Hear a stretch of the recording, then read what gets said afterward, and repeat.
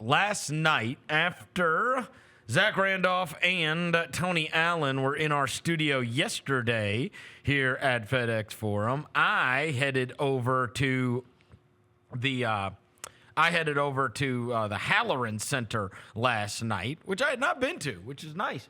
Right next to the Orpheum. Went to the Halloran Center for the premiere of Tony Allen, The Grindfather, the movie that was produced by our own Mike Blevins here. And as we had mentioned yesterday on the show, I had not seen it outside of the trailers that had come out and assorted clips.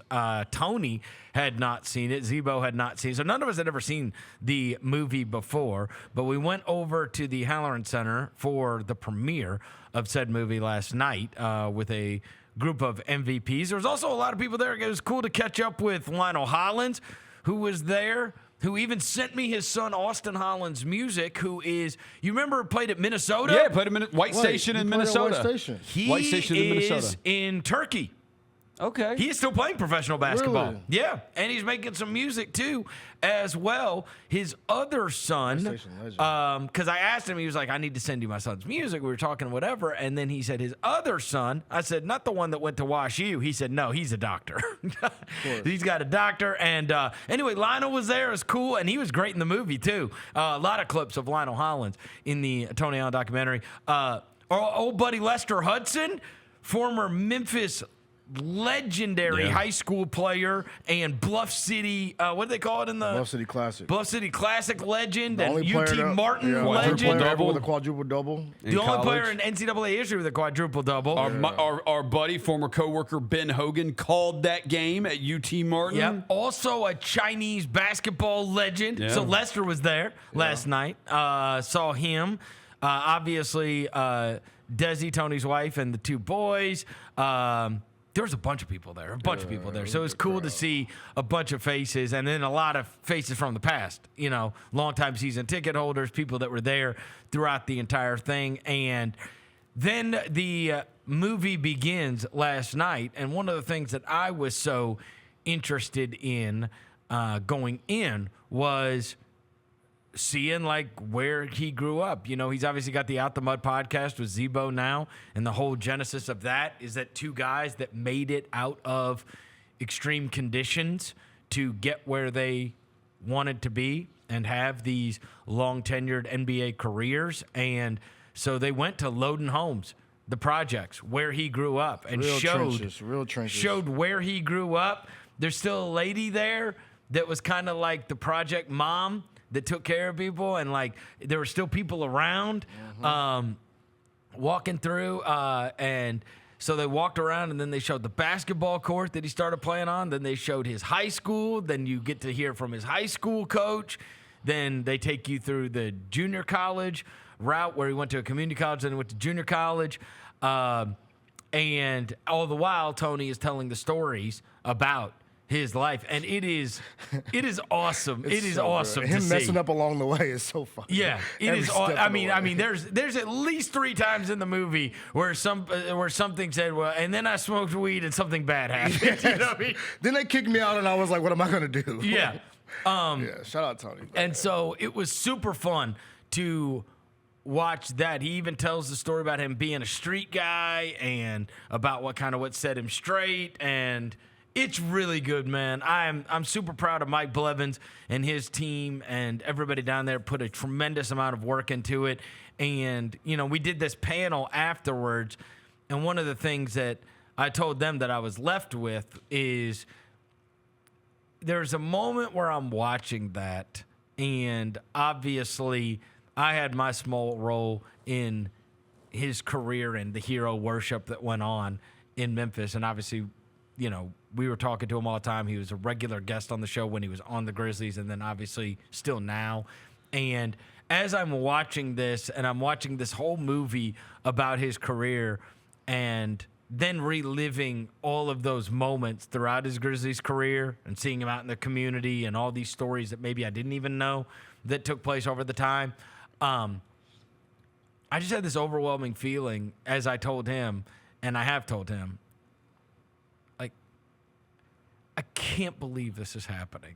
Like, I can't believe it. If Roser, you were with me the whole time. Yeah. When we're across the street at 7:30, and I'm going on the air every day at 3 o'clock, ranting and raving about every single Grizzlies game, and Tony Allen, when Tony Allen plays 25 or more minutes, here's the record, and all this stuff, and he's coming in on a regular basis, and like we're selling the T-shirts and all. Like, if you would have told me that we're gonna look up in 2026 and there is gonna be a friggin' movie about this guy's life and his number is going in the rafters, that's insane. Crazy. Yeah, It's insane. A dude that averaged 9 points a game for his career. It's insane. When he Getting his signed jersey that, retired by a team. when he signed Not that because first, they're on the floor stuff, because he always put his distance. to It's everything. insane. And the other thing is, I said, you were there for the panel, right? Yeah. I said, you can't watch that and know, like, and that's what this version of the Grizzlies, like, I hope they can all sit in a room and watch this, because it's one of those times where you go, you hear his teammates say, you had to meet that level of intensity, right? And we need more guys that you have to meet their level of intensity. And I said even last night as I was watching, no demerit to the Grizzlies or any team. I said, I watch NBA games every single night. Every single night. There's 5 clips of this guy jumping over the scorer's table. Yes. Crashing into people. Flying Yes. over the scorer's table. I have watched games every single night of this NBA season. And if I've missed the games, I go back and see what happened in the games by virtue of me having to do the mismatch. I haven't seen a guy jump over the scorer's table all year. Yeah. When's the last time you could remember somebody jumping over a scorer's table? Like, there's 5 clips of him flying into the stands or over. Like, I'm talking radio equipment everywhere, the whole thing, and him, like, making some kind of crazy-ass face. And just getting up, and it's like, bro. You don't see it's many- Flying into benches. It's a cut built from it's a cut from a different cloth. you bro. don't see many guys who actually even dive on the floor. And it's because he cared, bro. It's that, right? Yeah. I care so much. I'm willing to do anything to win. Anything. And you watch that, and you can't help be inspired all over again. But on the other hand, it's also that moment where I'm sitting there going like, bro, this is crazy. Yeah. Like, this guy is a legend here. Like, he is a hero to people. And, man, you will laugh watching this thing. He teared up during it. I cried. I actually cried. Like I was like trying to stop. I was like, yo, I was tearing up. I was like, yo, this is crazy. Like when I think somebody cut it, they said Memphis is Tony Allen and Tony Allen is Memphis, and it cuts to a clip of him like just flying around and just doing like wreaking havoc, and then they cut to a scene of him doing community stuff. It's like, bro, they don't make dudes like this no more, bro. They don't make dudes that like when they put a Grizzlies on their chest, I'm gonna die for this, bro. Are you gonna die? Are you gonna die with me? Yeah, right. Or, like I'm saying, like that, like nobody doing that, bro. Bro. Look at that. you don't make dudes like that no more, bro. Look at this. Look at it. Look at him Yeah. screaming and yelling. You don't make dudes like that no more. Yelling at Matt I Bonner. was like, who? By the way, that's in the playoffs against the Spurs. Yeah. 8 versus 1. Yeah, That's 8 versus That's 1. 2011, yeah. That's 2011. I remember when they signed him, 3 years, $9 million, and we literally were on the air and we're like, it's a good signing. Like, Yeah. we knew that's a guy He who just played in an NBA He just played in Finals. the NBA Finals and guarded Kobe Bryant. We need guys. We know he can play at that level and in that kind of game. Good signing. I tell you this. And never, Hey, never imagined hey, this. Chris Wallace, that is the other part that you will love about the movie. I'm not going to spoil it. Chris Wallace tells the entire story of his signing. And how about this? Not only does he tell the entire story of his signing, they have him telling it. They have Sip telling it. They have Paul Pierce telling it. They have Kevin Garnett telling it. They have Doc Rivers telling it. They have Danny Ainge telling it.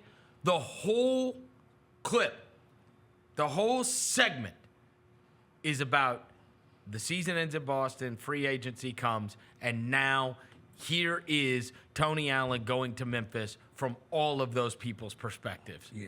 And that is That's something cool. I never had an awareness Yeah. of, right? Yeah, That's the cool. story's crazy. I can't wait to see it. Because you want to hear what Paul Pierce, what Kevin Garnett, Paul Pierce, Danny Ainge, Kevin Garnett, and Doc Rivers all talking about that is crazy. Yeah. Again, it's just crazy. And the level of involvement that they got from people. I told you, I've never seen Russell Westbrook sit down for anything. Bro, Klay Thompson to sitting talking, like usually he being an a-hole to people. Right. Like he's Klay sitting- Thompson Kevin Durant, Steph. Russell Westbrook, Kyrie Irving. Steph's in it. The other thing, All about him. we saw that from the Yep. original trailer. We were like, Yeah. dude, getting Westbrook to sit down and talk is like Westbrook don't talk about anything. That's Right. the thing. And then- That and- tells you how much he like put an impact on people, though, bro. These so many people that are like legends in the game. And also Dave Yeager, Yeah. Lionel Hollins, Jason March, who was the video guy at the time. They're all talking about him. Obviously, you've got the core 4 guys all talking about him. Tayshaun Prince talking about and then like all those people that were involved, like all those familiar faces from that era of Grizzlies basketball. And then, as Devin knows, one of the things I said on the panel, I said, you know, the fact that this is all happening, this movie is coming out, his numbers going up in the rafters, all this thing is all so crazy. Like there's a moment in time as I'm watching this, I'm like, I can't believe this, bro. Yeah, I can't believe it. I can't believe it. And There's a segment of the movie just about our shirts.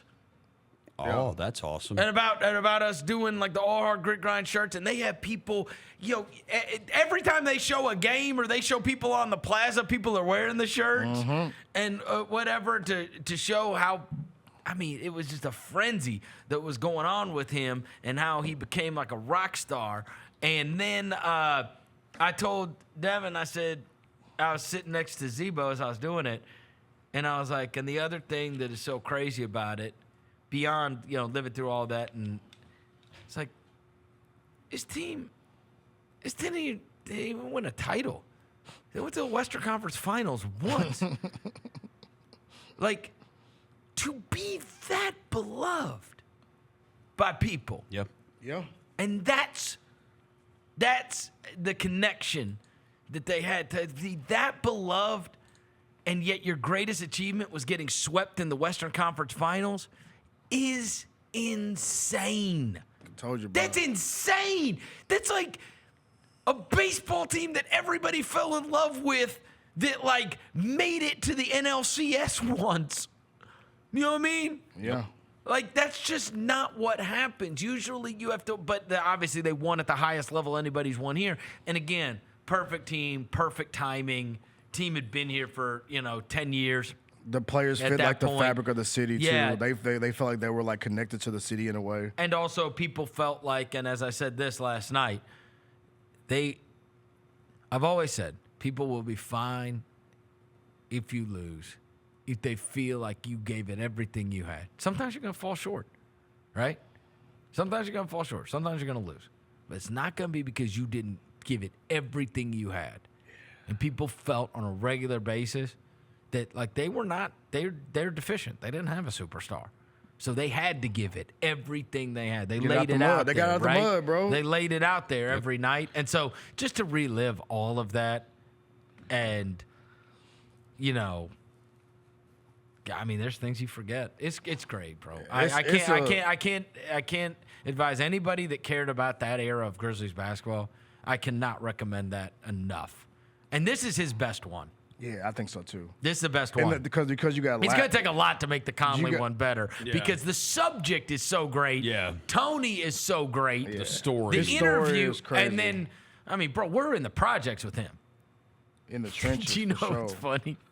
I turned to Zebo during it. I said, they're too scared to go to Marion, weren't they? He's like, yeah, ain't nobody trying to go to Marion. Right? I said, we didn't go do your childhood. Yeah, I think it's to like you said, the personality of the subject, and to like the kind of like the hero story. That's Like, I right. started from the bottom. That's right. I worked my way up. I made it. I got knocked back down, and I got back up. That And it kind of wasn't, thing. and it wasn't supposed to happen. Exactly. Like, Right. Like, the dude It wasn't been through supposed so to happen. much. It wasn't supposed to happen. So it's great. Thursday night, they're gonna drop it on YouTube. Yeah, y'all get y'all's tissues ready, bro. Cause your boy. I don't really watch movies. I don't really cry like that. But I'm telling you, bro, that joint, it was like, yo. I was telling you, we were walking Got back, emotional. and I was like, bro, it made me think about this like next generation of Grizzlies basketball because Tony and them set the foundation. Yeah. And it's like that. Those are the people that made you love Grizzlies basketball. Who's gonna be that person for the next generation? Right. That's what I was thinking about. I was like, for this next wave that people love this team. Right. Who's gonna set that? Who's gonna be that one that's like, Set the damn, tone. man, I love the Grizzlies because of this, and this. Right. Because I know for me, when I was in high school, it was like, yo, it's Tony, it's Zebo, it's Mike, it's Mark. Like, who's gonna be the next one? Right. That's what I was like. I was like getting emotional. It was bad. I was like crying. I was sitting next to Pugs. I'm like, yeah, I'm gonna be all right. But no, man, it was shout out Blevins and the crew, man. Y'all cook, bro. Show. He said 7 o'clock tomorrow it drops. 7 o'clock tomorrow. 7 o'clock tomorrow. Y'all tap in.